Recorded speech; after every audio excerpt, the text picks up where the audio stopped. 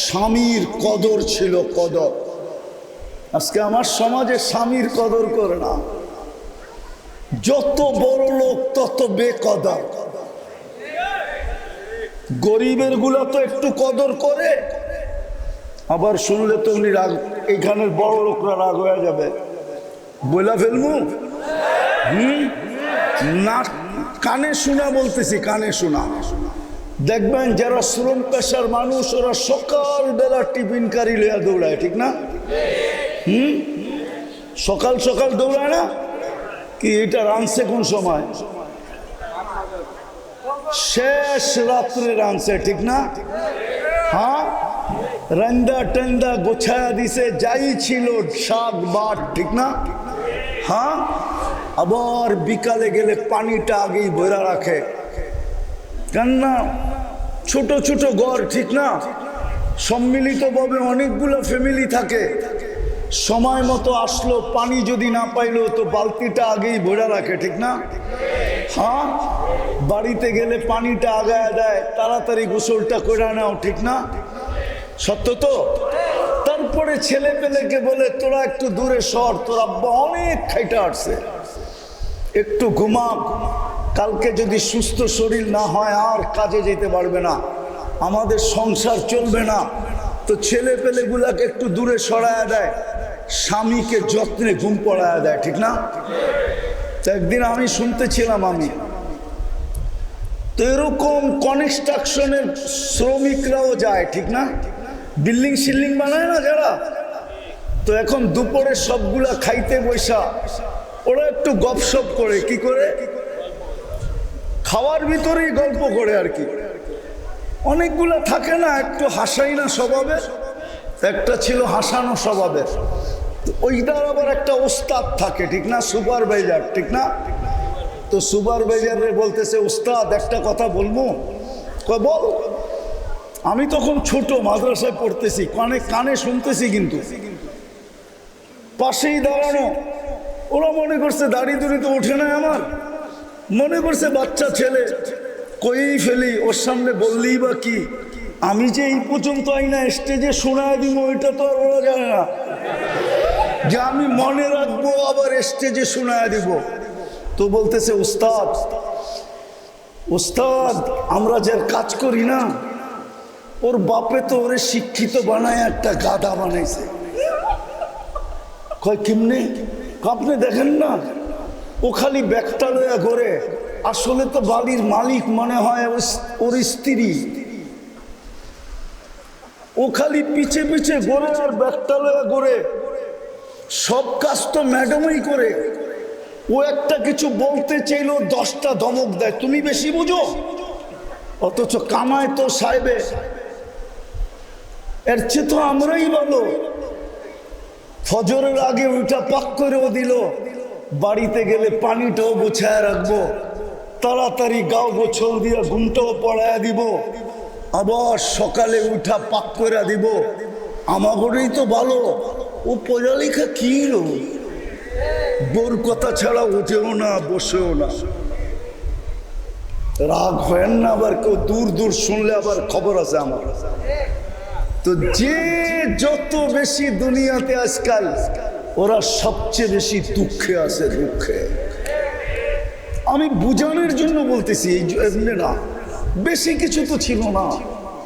শ্রম পেশার মানুষের জন্য তো বেশি কিছু ছিল না, মা বোনদের জন্য তো বেশি কিছু ছিল না। স্বামীর কদর ছিল, কদর। ইমান তো দিয়েই দিছেন, নামাজ ছিল, রোজা ছিল, স্বামীর কদর ছিল। আজকে আমার সমাজে স্বামীর কদর নেই। আল্লাহ রসুল বলছে স্বামীর কদর করো, স্বামীর কদর। আজকে আমার সমাজে স্বামীর কদর নাই। যুবক বলবো, ওরও জানি কেমন হয়ে গেছে, প্রত্যেক বছর স্যাক খায়, আবার ফুল লয়া পিছে ঘোরে। ওগো গিলপিত নাই, সবগুলোর চেহারাই তো দেখা যায় স্যাক খাওয়া।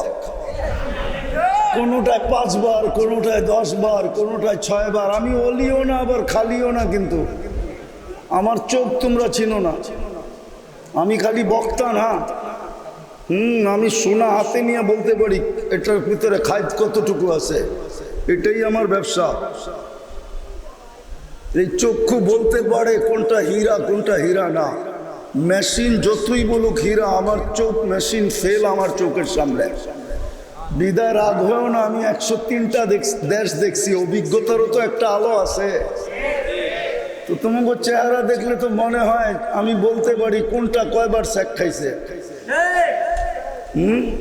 তারপরও তো ফুল গরু দেখা যায়, ঠিক না?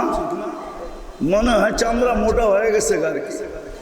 নাইলে আত্মমর্যাদা থাকলে একবার স্যাক খাওয়ার পরে আবার দ্বিতীয়বার ঘুরে নাকি?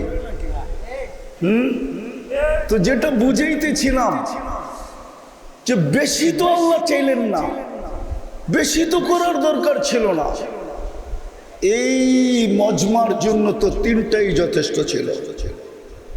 ইমানকে সুরক্ষিত করা, 5 ওয়াক্ত নামাজ পড়া, রমজানে রোজা রাখা, তাইলেই তো জান্নাত গোনা যেত। তাইলেই তো আল্লাহ জান্নাতের ওয়াদা করতেছে। জান্নাত চিনেন? কোত্থেকে চিনব? এই জন্যই তো কোরআন চিৎকার দেয়, রাদিতুম বিল হায়াতিদ দুনিয়া। এই কাদামাটি পায়া খুশি হয়ে গেল? এই 60-70 বছরের জীবন পায়া খুশি? হারা দিল জান্নাত।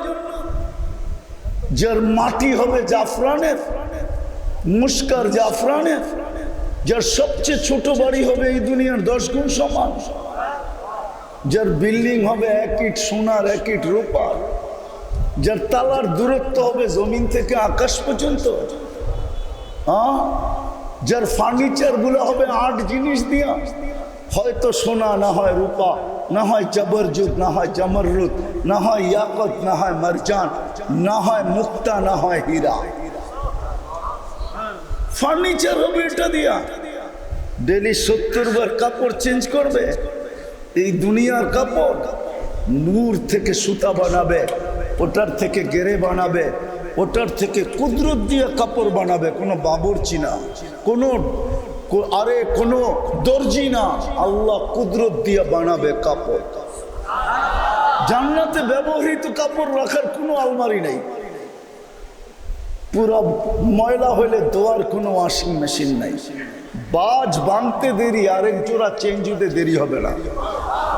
পড়াইও আল্লাহ দিবে, খোলাইও আল্লাহ দিবে, খুলতেও হবে না, পড়তেও হবে না। কুদরত দিয়া পড়াবে, কুদরত দিয়া খোলাবে।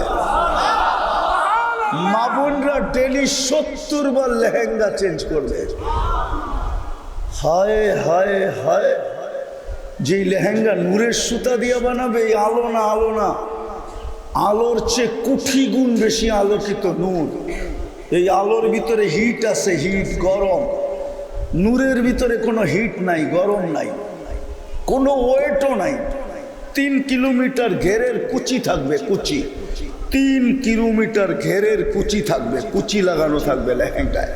এরকম মারলে 3 কিলোমিটার ছড়াবে। ডেলি 70 বার। জান্নাতে ডেলি পাক, কোনো বাবুর্চি নাই জান্নাতে, কিচেন নাই, বুপ আছে, বুপ। আল্লাহ কুদরত দিয়ে পাক করে রেডি রাখবে 24 ঘন্টা। 70 হাজার আইটেম।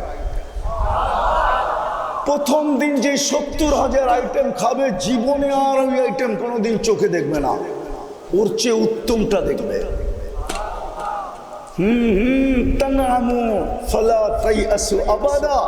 চিরদিন নেয়ামত বাড়বে, কোনোদিন কমবে না।